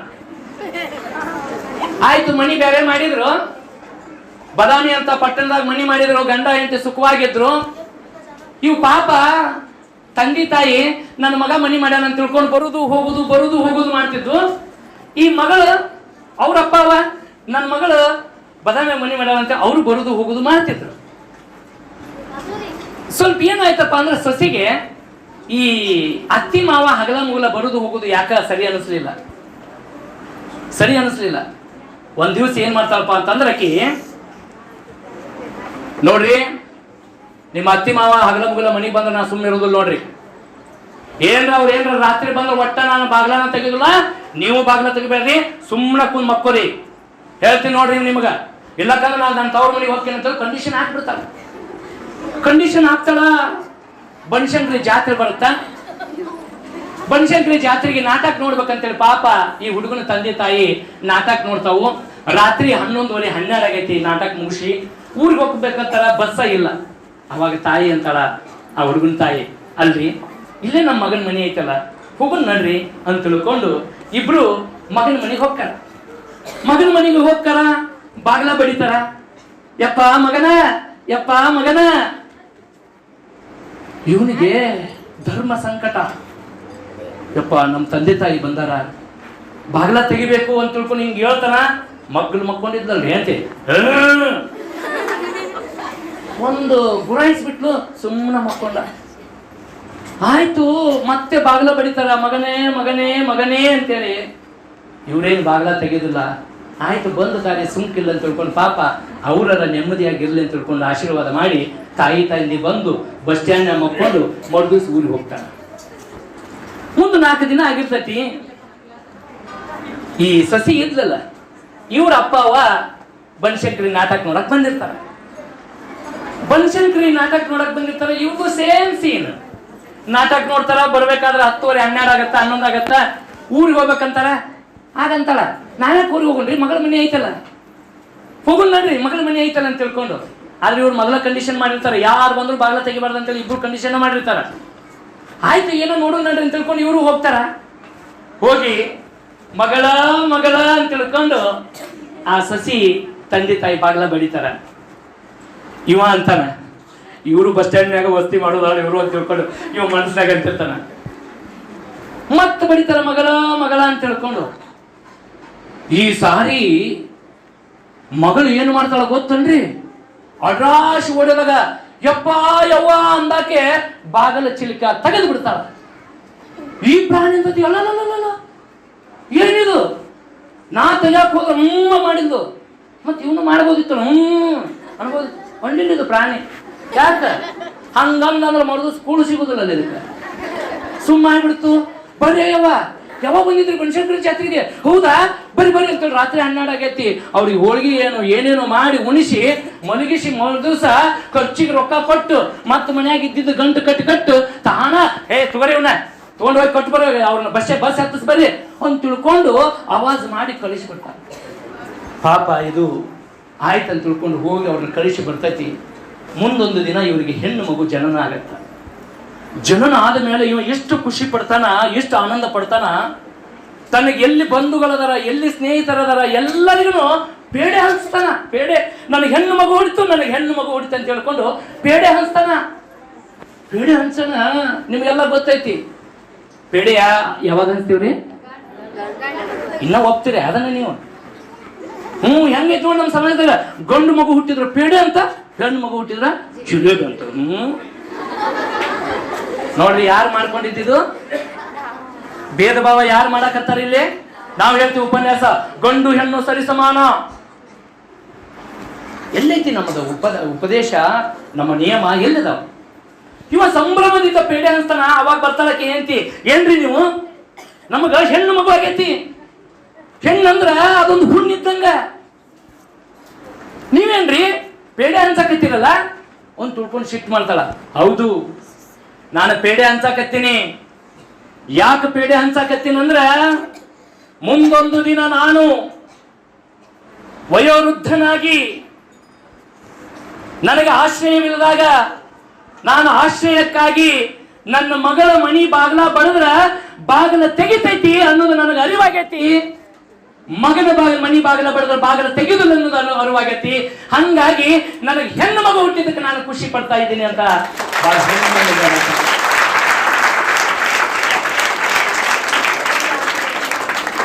ಇಲ್ಲಿ ನಾವು ಅರ್ಥ ಮಾಡ್ಕೋಬೇಕು. ಎಲ್ಲರದೂ ತಪ್ಪುಗಳದಾವು. ಸೊಸಿದೂ ತಪ್ಪೈತಿ, ಅತ್ತೆದೂ ತಪ್ಪೈತಿ.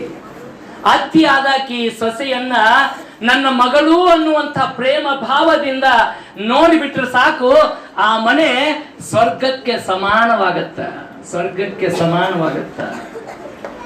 ಇನ್ನು ಸೊಸಿ ಆದಾಕಿನೂ ಕೂಡ ತನ್ನ ಅತ್ತೆ ಮಾವನನ್ನ ನನ್ನ ತಂದೆ ತಾಯಿ ಸ್ವರೂಪದಲ್ಲಿ ಕಂಡು ಬಿಟ್ರೆ ಆ ಮನೆ ಏನಾಗುತ್ತೆ? ಸ್ವರ್ಗಕ್ಕೆ ಕಿಚ್ಚು ಹಚ್ಚಂದ ಸರ್ವಜ್ಞ. ಆ ಸರ್ವಜ್ಞನ ವಚನ ಏನಾದ್ರೂ ನೆನಪೈತೇನೆ? ಯಾರು ಹೇಳ್ತೇನೆ? ವೆಚ್ಚಕ್ಕೆ ಹೊನ್ನಿರಲು. ನೆನಪು ಮಾಡ್ಕೊರಿ. ವೆಚ್ಚಕ್ಕೆ ಹೊನ್ನಿರಲು, ಇಚ್ಛೆ ಎರುವ ಸತಿ ಇರಲು. ನೋಡ್ರಿ, ಇಚ್ಛೆ ಎರಿಯುವ ಸತಿ ಹೆಂಗಿರ್ಬೇಕು? ತಂದೆ ತಾಯಿಯನ್ನೂ ಸಮಾನವಾಗಿ ನೋಡ್ಬೇಕು, ಅವಳ ತಂದೆ ತಾಯಿಯನ್ನ, ಹಾಗೆ ಅತ್ತೆ ಮಾವನನ್ನೂ ಸಮಾನವಾಗಿ ನೋಡ್ಕೋಬೇಕು. ಯಾವಾಗ ಸಂಸಾರದಲ್ಲಿ ಒಂದು ಸಸಾರ ಬರುತ್ತಪ್ಪ ಅಂತಂದ್ರ ಹೆಣ್ಣು ಮಕ್ಕಳು ಆ ಕುಟುಂಬದಲ್ಲಿ ಜ್ಞಾನವಂತರಾಗಿ ವಿವೇಕವಂತರಾಗಿ ನನ್ನ ಮಕ್ಕಳಿಗೆ ಏನು ಸಂಸ್ಕಾರವನ್ನ ಕೊಡಬೇಕು, ಯಾವ ರೀತಿಯಾಗಿ ನಾವಿದ್ರೆ ನಮ್ಮ ಮಕ್ಕಳು ಮುಂದೊಂದು ದಿನ ಒಳ್ಳೆ ರೀತಿಯಲ್ಲಿ ದಾರಿ ಹಿಡಿತಾರೆ ಅನ್ನೋದಕ್ಕ ಇವೆಲ್ಲ ಘಟನೆಗಳು ಸಾಕ್ಷಿಯಾಗಿದ್ದಾವೆ. ಇವೆಲ್ಲವುಗಳು ಕೂಡ ವಾಸ್ತವಿಕವಾದಂತಹ ವಿಚಾರಗಳು. ಇವೆಲ್ಲ ಮನೆ ಮನೆ ರಾಮಾಯಣ, ಪ್ರತಿಯೊಬ್ಬರ ಮನೆಯಲ್ಲಿ ಈ ವಿಚಾರಗಳು ಇದ್ದೇ ಇರ್ತಾವು. ಸೊ ಹಾಗಾಗಿ ನಾನು ಇಲ್ಲಿ ನಿಮಗೆ ಈ ಉಪದೇಶ ಮಾಡಲಿಕ್ಕೆ ಇಷ್ಟೇ ಕಾರಣ, ಮುಂದೊಂದು ದಿನ ನಿಮಗೆ ಬಹುದೊಡ್ಡ ಜವಾಬ್ದಾರಿ ಐತಿ. ಈಗ ನೀವು ಎಲ್ಲಿವರೆಗೆ ಓದ್ತೀರಿ ಓದ್ರಿ, ನಿಮ್ಮ ಗುರಿ ಮುಟ್ಟುವರೆಗೂ ಓದಬೇಕು. ನಾನು ಹೇಳ್ತಾ ಇದ್ದೀನಿ, ಯಾರಾದ್ರೂ ನಿಮಗೆ ಮಧ್ಯದಲ್ಲಿ ಮದುವೆ ಮಾಡಿಕೊಡ್ತೀನಿ ಅಂದ್ರೆ ಖಂಡಿತ ಒಪ್ಪಬೇಡ್ರಿ. ನಿಮ್ದೊಂದು ಗುರಿ ಹಾಕೊಳ್ಳಿ. ಜೀವಗತಿಗೊಂದು ರೇಖಾ ಲೇಖವಿರಬೇಕು, ನಾವಿಕನಿಗಿರುವಂತೆ ದಿಕ್ಕು ದಿನವೆನಿಸಿ. ಭಾವಿಸುವುದೆಂತದನ್ನು ಆದಿ ಕೊನೆ ತೋರದಿರೆ, ಆವುದಿ ಜಗಕ್ಕಾದಿ ಮಂಕುತಿಮ್ಮ, ಆವುದಿ ಜಗಕ್ಕಾದಿ ಮಂಕುತಿಮ್ಮ. ಒಂದು ಹಡಗು ಒಂದು ನದಿಯಲ್ಲಿ ಅಥವಾ ಸಮುದ್ರದಲ್ಲಿ ಒಂದು ಗುರಿ ಮುಟ್ಟಬೇಕಾದ್ರೆ ಅದಕ್ಕೊಂದು ದಿಕ್ಸೂಚಿ ಅನ್ನೋದಿರುತ್ತೆ. ನೀವು ಕೂಡ ಒಂದು ದಿಕ್ಸೂಚಿಯನ್ನ ಇಟ್ಕೊಳ್ಳಿ, ಒಂದು ಗುರಿಯನ್ನ ಇಟ್ಕೊಳ್ಳಿ. ಇವತ್ತು SSLC ಇದ್ದೀರಿ ನೀವು. ನಾನು SSLCಯಲ್ಲಿ ಕಳೆದ ಸಾಲಿನಲ್ಲಿ ನಾವು ಗೌರವಿಸಿದ್ವಿ ಯಾರನ್ನ? ಸ್ನೇಹ ಹಟ್ಟಿ ಅನ್ನುವಂಥ ವಿದ್ಯಾರ್ಥಿನಿ ಪಟ್ಟಿ. ನಿಮ್ಮ ಶಾಲೆಯಲ್ಲೇ ಅತಿ ಹೆಚ್ಚು ಅಂಕಗಳನ್ನ ಪಡ್ಕೊಂಡು ಇವತ್ತು ಅವಳನ್ನ ನೆನಪಿಸ್ಕೊಂಡ್ವಿ. ಬಹುಶಃ ನಿಮ್ಗೆಲ್ಲರಿಗೂ ಅಂಕಿತಾ ಕೊನ್ನೂರ್ ಅಂತ ಹೆಸರು ಕೇಳಿ, ಹೌದಾ? ನಾ ಯಾರು? ಅಲ್ಲ, ನಾನು ನಿಮ್ ಮುಂದೆ ನಿಂತೀನಿ. ನಾ ಯಾರು ಗೊತ್ತಿಲ್ಲ, ಉಪನ್ಯಾಸಕರು ಅಷ್ಟ. ನಾ ಯಾರು ಗೊತ್ತಿಲ್ಲ. ಅಂಕಿತಾ ಕೊನ್ನೂರ್ ಯಾವ ಊರಾಕಿ? ಮೆಳ್ಳಿಗಿರಿ. ನಿಮ್ಮಂಗ ವಸತಿ ಶಾಲೆಯಲ್ಲಿ ಓದಿರುವಂತ ವಿದ್ಯಾರ್ಥಿನಿ ಅಲ್ಲ ಅಂಕಿತಾ ಕೊನ್ನೂರ್. ಅವಳ ಹೆಸರು ನಿಮ್ಗೆ ಎಷ್ಟು ಪರ್ಫೆಕ್ಟ್ ಗೊತ್ತೈತಲ್ಲ. ಯಾಕ? ಏನ್ ಮಾಡಿಲ್ಲಕ್ಕಿ?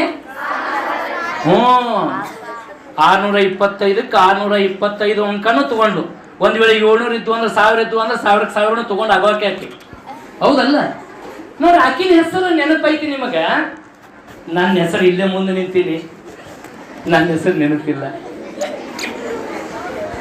ಈ ಜಗತ್ತು ಇಷ್ಟೇ, ಈ ಜಗತ್ತು ಇಷ್ಟೇ. ಬಹುಶಃ ನಿಮ್ಮ ಪ್ರಾಂಶುಪಾಲರಿಗೆ ಯಾರೋ ನನ್ನ ಬಗ್ಗೆ ಹೇಳ್ಯಾರ. ಅವರು ನಾನು ಮುಖಾಮುಖಿ ಆಗಿಲ್ಲ, ಇವತ್ತಾಗಿವಿ. ಸರ ಕಂಗಲ್ ಸರ್ ಅಂತ ಒಬ್ರು ಅದರ್ರಿ, ಅವ್ರ ಕೈಯಾಗ ಮೈಕ್ ಕೊಟ್ಬಿಡ್ರಿ. ಆ ಮೈಕಿಗರ ಬ್ಯಾಸರ ಆಗಿರ್ಬೇಕು, ಇಲ್ಲ ನಿಮಗರ ಬ್ಯಾಸರ ಆಗಿರ್ಬೇಕು. ಅಂಕಿತಾ ಕೊನ್ನೂರ್ ಹೆಸರನ್ನ ಕೇಳಿದ ತಕ್ಷಣ ನಮ್ಗೆಲ್ಲರಿಗೂ ಕೂಡ ಒಂದು ಆತ್ಮಸ್ಥೈರ್ಯ ಬರಬೇಕು. ಜಗತ್ತಿನಲ್ಲಿ ಹುಟ್ಟಿದ ಮೇಲೆ ನೀನಾರು ಅನ್ನುವಂಥದ್ದನ್ನ ಯಾರು ಲೆಕ್ಕಕ್ಕೆ ತಗೊಳ್ಳೋದಿಲ್ಲ. ನೀನು ಯಾರು ಅನ್ನೋದು ಈ ಜಗತ್ತಿಗೆ ಗೊತ್ತಾಗಬೇಕಾದ್ರೆ, ನಾನು ಹೇಳಿದೆ ಥಾಮಸ್ ಅಲ್ವಾ ಎಡಿಸನ್ ಹೆಸರು ಹೇಳಿದೆ, ಆಲ್ಬರ್ಟ್ ಐನ್ಸ್ಟೀನ್ ಅವರ ಹೆಸರು ಹೇಳಿದೆ, ಹೌದಲ್ಲ? ಅವ್ರ ಹೆಸರನ್ನ ನಾನು ಯಾಕೆ ತಗೊಂಡೆ? ಅವ್ರು ಏನ್ ಮಾಡ್ಯಾರೆ? ಸಾಧನೆ ಮಾಡ್ಯಾರ. ಅಂದ್ರೆ ನಮ್ಮನ್ನ ಗುರುತಿಸ್ಬೇಕಾದ್ರೆ ಸಾಮಾನ್ಯವಾಗಿ ಯಾರನ್ನು ನೀನ್ ಯಾರು ಅಂತ ಗುರುತಿಸುದಿಲ್ಲ ಈ ಜಗತ್ತು. ನೀನೇನಾದ್ರೂ ಸಾಧನೆ ಮಾಡು, ಸಾಧನೆ ಮಾಡು, ನಿನ್ನನ್ನ ಇಡೀ ಜಗತ್ತೇ ಬಂದು ಕೊಂಡಾಡತ್ತೆ, ಹೊಗಳತ್ತೆ. ನಿನಗೇನೇನೋ ಮಾನ ಸನ್ಮಾನ ಏನು ಸಲ್ಲಬೇಕು ಎಲ್ಲವೂ ಕೂಡ ಸಲ್ತಾವು. ಅದಕ್ಕೆ ಕಾರಣ ಸಾಧನೆ, ಯಶಸ್ಸು. ಹಾಗಾದ್ರೆ ಈ ಸಾಧನೆ ಯಶಸ್ಸು ಅನ್ನೋದು, ಇವತ್ತು ನಾನು SSLCಯಲ್ಲಿ ನಮ್ಮ ಶಾಲೆಗೆ ನಾನು 625 ತಗೋತೀನಿ ಅಂತ ತಿಳ್ಕೊಂಡು ಮನಸ್ಸಿನ ನಿರ್ಧಾರ ಮಾಡಿ ಏನು ಓದ್ಲಾರ ಆರಾಮ್ ವಸತಿ ಶಾಲೆದಾಗ ಅಗ್ದಿ ನುಣ್ಣಗೆ ಅಗ್ದಿ ಫಸ್ಟ್ ಕ್ಲಾಸ್ ಊಟ ಕೊಡ್ತಾರ, ಕೊಟ್ಟು ಗಡದ್ದಾಗಿ ತಿಂದು ಮಕ್ಕೊಂಡು ಬಿಟ್ರೆ ಸಾಧನೆ ಮಾಡಕ್ ಸಾಧ್ಯನಾ? ಹಾಗಾದ್ರೆ ಸಾಧನೆ ಮಾಡ್ಬೇಕಂದ್ರೆ ಪರಿಶ್ರಮ ಬೇಕು. ಏನ್ ಬೇಕು? ಪರಿಶ್ರಮ. ನೀವು ಪರಿಶ್ರಮ ಪಡ್ರಿ, ನಿಮಗೆ ಖಂಡಿತವಾಗ್ಲೂ ಸಾಧನೆ ಇರ್ತತಿ. ಒಬ್ಬ ಜಟ್ಟಿ ಕಾಳಗದಲ್ಲಿ ಗೆಲ್ಲಬೇಕಂತ ತಿಳ್ಕೊಂಡು ಪರಿಶ್ರಮ ಪಡ್ತಾನೆ, ವಿಫಲನಾಗ್ತಾನೆ. ನೀವು ಪರೀಕ್ಷೆ ಎಂಬಂತ ಈ ಒಂದು ಸನ್ನಿವೇಶದಲ್ಲಿ ಓದ್ತೀರಿ, ಬಹಳ ಶ್ರದ್ಧಾಭಕ್ತಿಯಿಂದ ಓದ್ತೀರಿ, ಆದ್ರೂ ನಿರೀಕ್ಷೆಯಂತೆ ಅಂಕಗಳು ಸಿಗೋದಿಲ್ಲ. ಬೇಜಾರು ಮಾಡ್ಕೋಬೇಡಿ. ಇನ್ನು ನಿಮಗೆ 26 ದಿನ ಅವಕಾಶ ಐತಿ. 26, 27 ಸರ್ ಏನಕ್ಕೆ ಇಟ್ಟಿಲ್ಲ? ನಾ ಇಟ್ಟೀನಿ, ಹೌದಲ್ಲ? ಇನ್ನ 26 ದಿನ ಐತಿ. ಇನ್ನ 26 ದಿನದಾಗ ನೀವು ಹೆಂಗ್ ಮಾಡ್ಬೇಕಪ್ಪ ಅಂತಂದ್ರ, ನಮ್ಮ ಸ್ನೇಹ ಪಟ್ಟಿ ಅವರು ಪಾಲಕರು ಇಲ್ಲೇ ಇದ್ದಾರೆ, ಎಷ್ಟು ಸಂಭ್ರಮ ಪಡ್ತಾ ಇದ್ದಾರೆ. ಬನ್ನಿ ಸರ್, ಒಂದು ಕ್ಷಣ ನಿಮ್ಮನ್ನು ಕಣ್ತುಂಬಿಕೊಳ್ಳಿ.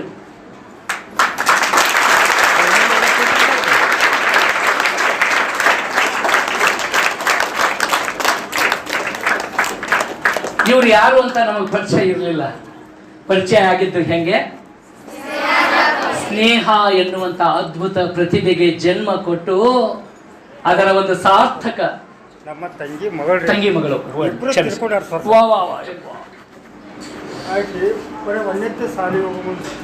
ನಿಜವಾಗ್ಲೂ ಬಹಳ ಭಾವುಕ ನೋಡ್ರಿ. ಹಾಲು ಹಾಕಿ ಜೋಪಾನ ಮಾಡಲಿ ಇಬ್ಬರು. ಆ ಸ್ನೇಹ ನಿಮ್ಮ ಕುಟುಂಬಕ್ಕೆ ಅಷ್ಟೇ ಅಲ್ಲ, ಈ ಸಮಾಜಕ್ಕೆ, ಇಲ್ಲಿರುವಂಥ 250 ಮಕ್ಕಳಿಗೆ ಎಂಥ ಒಂದು ಮೌಲ್ಯವನ್ನು ಬಿತ್ತಿ ಹೋಗಿದ್ದಾಳಂದ್ರೆ ನಿಜವಾಗ್ಲೂ ನೋಡ್ರಿ. ಸ್ನೇಹಾಗೆ ತಂದೆ ತಾಯಿಯ ಲಾಲನೆ ಪಾಲನೆ ಪೋಷಣೆ ಏನೂ ಸಿಕ್ಕಿಲ್ಲ. ಬಾಲ್ಯದಲ್ಲೇ ತಂದೆ ತಾಯಿಗಳನ್ನ ಕಳೆದುಕೊಂಡು ಅನಾಥಳಾಗಿದ್ದಾಳೆ. ಅಂತ ಅನಾಥರನ್ನ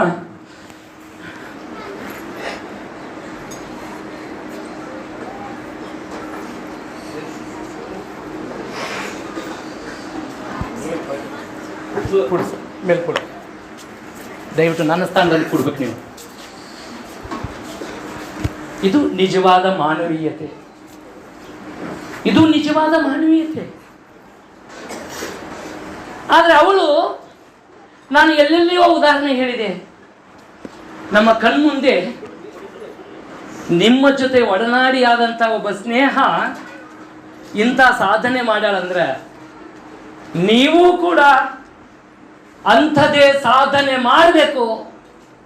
ಅಂಕಿತಾ ಕೊಣ್ಣೂರ ಹೆಂಗೆ ಸಾಧನೆ ಮಾಡಿ ಅವಳ ಶಾಲೆಗೆ ಕೀರ್ತಿ ತಂದಲ್ಲ, ಹಂಗೆ ಇಲ್ಲಿರುವಂಥ SSLC ಮಕ್ಕಳು ಕೈ ಎತ್ತರಿದ್ದ ದಯವಿಟ್ಟು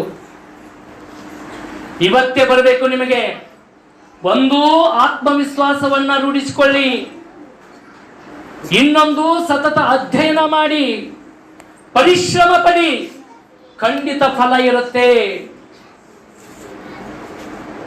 ಒಂದು ವೇಳೆ ನೀವು ಪರಿಶ್ರಮ ಪಟ್ಟರೂ ಕೂಡ ನಿರೀಕ್ಷಿತ ಫಲ ಸಿಗದೇ ಇದ್ರೂ ಕೂಡ ಚಿಂತೆ ಇಲ್ಲ. ಜಟ್ಟಿ ಕಾಳಗದೊಡಿ ಗೆಲ್ಲದೊಡೆ, ಪಟ್ಟು ವರಸೆಗಳೆಲ್ಲ ವಿಫಲವೆನ್ನುವೆ, ಮುಟ್ಟಿ ನೋಡವನ ಮೈ ಕಟ್ಟು ಕಬ್ಬಿಣದ ಗಟ್ಟಿ, ಅಂಥ ಗಟ್ಟಿತನ ಗರಡಿ ಫಲ ಮಂಕುತಿಮ್ಮ ಅಂತ DVಜಿ ಅವರು ಹೇಳಿದ್ದಾರೆ. ಒಬ್ಬ ಕುಸ್ತಿಪಟು ನಾ ಗೆಲ್ಲಬೇಕಂತ ತಿಳ್ಕೊಂಡು ಸಾಮು ಪಟ್ಟು ವರಸೆ ಹಾಕಿ ಅಗ್ದಿ ಆರೋಗ್ಯಯುತವಾದಂತ ಆಹಾರವನ್ನ ಸೇವನೆ ಮಾಡಿ ಗಟ್ಟಿಪುಟ್ಟಿ ಆಗ್ಯಾನ, ಸೋತ್ರೇನಾಯ್ತು ಅವನ ಮೈ ನೋಡ್ರಿ ಹೆಂಗಿರುತ್ತೆ, ಅವನು ಜಟ್ಟಿ ಮೈ ಹೆಂಗಿರುತ್ತೆ. ಹಂಗೆ ನೀವು ಪಡ್ಕೊಂಡಂತ ಜ್ಞಾನ, ನೀವು ಓದಿರುವಂತ ಜ್ಞಾನ ಮುಂದೊಂದು ದಿನ ನಿಮಗೆ ಬೆಳಕಾಗತ್ತ, ಮುಂದೊಂದು ದಿನ ನಿಮಗೆ ಬೆಳಕಾಗತ್ತೆ. ಯಾರೂ ಕೂಡ ನನಗೆ 100ಕ್ಕೆ 100 ಅಂಕ ಬರ್ತೈತಿ ಅಂತ ಮೊದಲು ನಿರ್ಧಾರ ಮಾಡಿ ಪ್ರಯತ್ನ, ವಿಶ್ವ ಪ್ರಯತ್ನ ಮಾಡಿ, ಖಂಡಿತವಾಗಲೂ ಯಶಸ್ಸು ಇರುತ್ತೆ. ಅದಕ್ಕೆ ನಿಮ್ಗೆ ಏನ್ ಬೇಕು? ಒಂದು, ಮೊದಲು ನಿಮ್ಮ ಆಸಕ್ತಿ ಬೆಳೆಸ್ಕೊಳ್ಳಿ, ಓದ್ಲಿಕ್ಕೆ ಆಸಕ್ತಿ ಬೆಳೆಸ್ಕೊಳ್ಳಿ. ಆಸಕ್ತಿಯ ನಂತರದಲ್ಲಿ ಅಭ್ಯಾಸ ಮಾಡಿ, ಅಭ್ಯಾಸಾನ ಅನುಸಾರನೇ ವಿದ್ಯೆ ಅಂತ ಹೇಳ್ತಾರೆ. ಜೊತೆಗೆ ಶ್ರದ್ಧೆಯಿಂದ ಓದ್ರಿ, ಶ್ರದ್ಧಾವಾನ್ ಲಭತೆ ಜ್ಞಾನಂ ಅಂತ ಹೇಳ್ತಾರೆ. ಶ್ರದ್ಧೆಯಿಂದ ಅಭ್ಯಾಸ ಮಾಡ್ರಿ, ಪರಿಶ್ರಮ ಪಡ್ರಿ, ಏಕಾಗ್ರತೆಯಿಂದ ಓದಿ. ಬಹುಶಃ ನನ್ನ ಮಾತುಗಳನ್ನು ನೀವೆಲ್ಲರೂ ಕೂಡ ಬಹಳ ತದೇಕ ಚಿತ್ತದಿಂದ ಏಕಾಗ್ರತೆಯಿಂದ ಕೇಳ್ತಾ ಇದ್ದೀರಿ. ನಿಮಗೆಲ್ಲ ಹೊಟ್ಟೆ ಹಸಿವಾಗ್ತಾ ಇದ್ರು ಅದನ್ನು ಲೆಕ್ಕಿಸದೆ, ಈ ಹೊಟ್ಟೆ ಹಸಿವು ಬೇಡ, ನೆತ್ತಿ ಹಸಿವನ್ನ ತುಂಬಿಕೋಬೇಕಂತ ತಿಳ್ಕೊಂಡು ಹೆಂಗ ನಿಮ್ಮ ಕರ್ಣಗಳನ್ನ ನನ್ನ ಮಾತುಗಳಿಗೆ ಸಿದ್ಧಪಡಿಸಿಕೊಂಡು ಕೇಳ್ತಾ ಇದ್ದೀರಲ್ಲ, ಹೀಗೆ ಏಕಾಗ್ರತೆಯಿಂದ ಓದಿ ಓದಿ ಓದಿ ಮನನ ಮಾಡಿಕೊಳ್ಳಿ. ಓದಿದ್ದನ್ನ ಬರೀರಿ. ಬರೆದ ಮೇಲೆ ಏನಾದರೂ ತಪ್ಪುಗಳಾದವು, ನಿಮಗೆ ನಿರೀಕ್ಷಿತವಾದಂಥ ಉತ್ತರ ಬರದಿದ್ರೆ, ಯಾವ ಪದ ಬರಲಿಲ್ಲ, ಅದರ ಬಗ್ಗೆ ಹೆಚ್ಚು ಫೋಕಸ್ ಮಾಡಿ, ಆ ವಾಕ್ಯದ ಕಡೆಗೆ ಹೆಚ್ಚು ಫೋಕಸ್ ಮಾಡಿ. ವಿಜ್ಞಾನದ ಸೂತ್ರಗಳಾಗಿರ್ಬೋದು, ಗಣಿತದ ಸೂತ್ರಗಳಾಗಿರ್ಬೋದು, ಇವೆಲ್ಲವುಗಳ ಕಡೆ ಹೆಚ್ಚು ನೀವು ಮನನ ಮಾಡ್ಕೊಳ್ಳಿ. ಶ್ರದ್ಧೆಯಿಂದ ಕೇಳ್ರಿ, ಶ್ರದ್ಧೆಯಿಂದ ಓದ್ರಿ. ನಿಮಗೇನಾದ್ರೂ ತಿಳಿಲಿಕ್ಕಂದ್ರೆ ತಿಳಿದವ್ರ ಹತ್ರ ಕೇಳ್ರಿ, ಸಣ್ಣವ್ರಿರ್ಲಿ ದೊಡ್ಡವ್ರಿರ್ಲಿ. ಸರ್ವಜ್ಞನೆಂಬುವನು ಹಂಗೆ ಆಗ್ಯಾನ. ಸರ್ವಜ್ಞನೆಂಬುವನು ಗರ್ವದಿಂದಾದವನೇ, ಸರ್ವರೊಳಗೊಂದು ನುಡಿಗಲಿತು ವಿದ್ಯೆಯ ಪರ್ವತವೇ ಆದ ಸರ್ವಜ್ಞ. ಸರ್ವಜ್ಞ ಅಂದ್ರೆ ಎಲ್ಲಾ ಜ್ಞಾನವನ್ನ ಬಲ್ಲವ. ಹಂಗೆ ನೀವು ನೋಡ್ರಿ, ನಿಮಗಿರುವಂತಹ ಶಿಕ್ಷಕರು ಅವರವರ ವಿಷಯದಲ್ಲಿ ಪ್ರಭುತ್ವ ಇರುತ್ತೆ, ಆದ್ರೆ ನೀವು ಎಲ್ಲಾ ವಿಷಯಗಳಲ್ಲಿ ಪ್ರಭುತ್ವವನ್ನ ಪಡ್ಕೊಂಡಿರಿ. ನೀವೆಲ್ಲರೂ ಕೂಡ ಸರ್ವಜ್ಞನೇ. ಹಾಗಾಗಿ ಶ್ರದ್ಧೆಯಿಂದ ಓದಿ, ಏಕಾಗ್ರತೆಯನ್ನು ಬೆಳೆಸ್ಕೊಳ್ಳಿ, ಜೊತೆಗೆ ಪರೀಕ್ಷೆಯನ್ನ ಹಬ್ಬದಂತೆ ಸಂಭ್ರಮಿಸಿ. ಯಾರು ಅಧೈರ್ಯ ಗೆಳಬೇಡಿ, ಯಪ್ಪ ಪರೀಕ್ಷೆ ಬಂತು ನಾಳೆ ಏನು ಬರೀರಿ ಅಂತ ತಿಳ್ಕೊಂಡು ತಳಮಳ ಕಸಿವಿಸಿ ಮಾಡ್ಕೋಬೇಡ್ರಿ. ನೀವು ಓದಿದ್ದು ನಿಮ್ಮ ತಲೆಯಾಗ ಇರುತ್ತ, ಸಂದರ್ಭೋಚಿತವಾಗಿ ನೆನಪಾಗತ್ತ. ಯಾವಾಗ ಅಂದ್ರೆ ನಿಮ್ಮಲ್ಲಿ ಧೈರ್ಯ ಇರಬೇಕು. ಅಂತ ಧೈರ್ಯವನ್ನ, ಅಂತ ಸಮಯ ಪ್ರಜ್ಞೆಯನ್ನ ಇಟ್ಟುಕೊಂಡು ಓದ್ರಿ. ಸಮಯ ಅನ್ನುವಂಥದ್ದು ಬಹಳ ಪ್ರೀಸಿಯಸ್, ಬಹಳ ಮೌಲಿಕವಾದಂಥದ್ದು. ಇವತ್ತು ಏನಾದರೂ ನಾವು ಸಮಯವನ್ನ ಗೌರವಿಸಿದ್ರೆ ಮುಂದೊಂದು ದಿನ ನಮ್ಮನ್ನ ಗೌರವಿಸುವಂತ ಸಮಯ ಬಂದೇ ಬರುತ್ತೆ. ಯಾರು ಸಮಯವನ್ನ ಗೌರವಿಸ್ತಾರೆ ಅವರನ್ನ ಗೌರವಿಸುವಂತ ಸಮಯ ಬರುತ್ತೆ.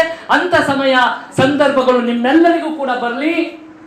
ನೀವೆಲ್ಲರೂ ಕೂಡ ಆದರ್ಶ ವಿದ್ಯಾರ್ಥಿಗಳಾಗಿ, ಆದರ್ಶ ನಾರಿಯರಾಗಿ, ಕಿತ್ತೂರು ರಾಣಿ ಚೆನ್ನಮ್ಮನಂತೆ ಧೈರ್ಯವನ್ನ ತಾಳಿ, ಅನ್ಯಾಯವನ್ನ, ಅತ್ಯಾಚಾರವನ್ನ ಪ್ರತಿಭಟನೆ ಮಾಡಿ ನೀವೆಲ್ಲರೂ ಕೂಡ ಸಮಾಜದ ಕಣ್ಣುಗಳಾಗಿ ನಿಮ್ಮ ತಂದೆ ತಾಯಿಗಳಿಗೆ ಅವರನ್ನು ಕನಸಿಟ್ಟುಕೊಂಡಾರ.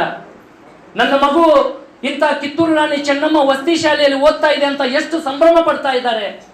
ಆ ತಂದೆ ತಾಯಿಗಳ ನಿಮ್ಮನ್ನ ಲಾಲನೆ ಪಾಲನೆ ಪೋಷಣೆ ಮಾಡಿದಂಥವ್ರನ್ನ, ನಿಮಗೆ ವಿದ್ಯೆ ಕಲಿಸಿರುವಂತಹ ಗುರುಗಳನ್ನ, ನಿಮ್ಮ ಒಡನಾಡಿ ಸ್ನೇಹಿತರನ್ನ ಎಂದಿಗೂ ಕೂಡ ಮರೆಯದೆ ಇಂತಹ ಒಂದು ವಾರ್ಷಿಕ ಸ್ನೇಹ ಸಮ್ಮೇಳನದಲ್ಲಿ ನಿಮ್ಮೆಲ್ಲರ ಕನಸುಗಳು ನನಸಾಗಲಿ.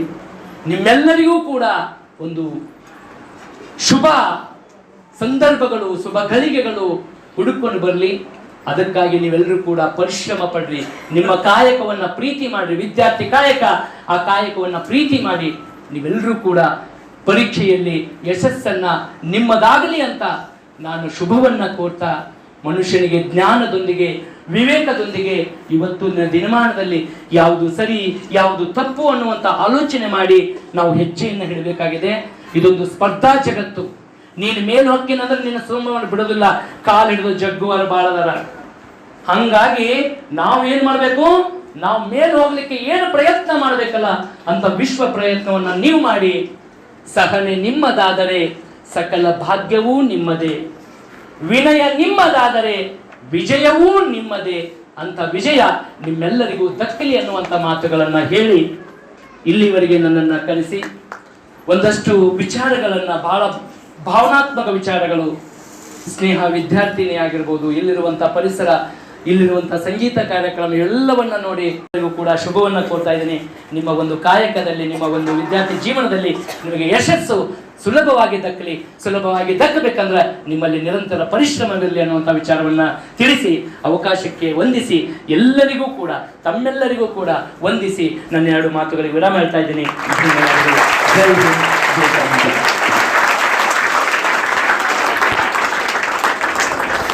ಮರಗಳನ್ನು ತೋಗುವ ಕೈ ಜಗತ್ತನ್ನೇ ಆಳಬಹುದು, ಈ ಜಗತ್ತನ್ನೇ ತಾಯೇ ಶ್ರೇಷ್ಠ, ಪರಿಶ್ರಮ ಪಟ್ಟರೆ ಫಲ ಸಿಕ್ಕೇ ಸಿಗುತ್ತದೆ ಎಂದು ಹಲವಾರು ವಿಚಾರಗಳನ್ನು ಉಪನ್ಯಾಸ ಮಾಡಿದಂತಹ ಶ್ರೀ ರವಿ ರಾ ಕಲ್ಲಳ್ ಅವರಿಗೆ ನಮ್ಮ ನಿಮ್ಮನ್ನ ಧನ್ಯವಾದಗಳು.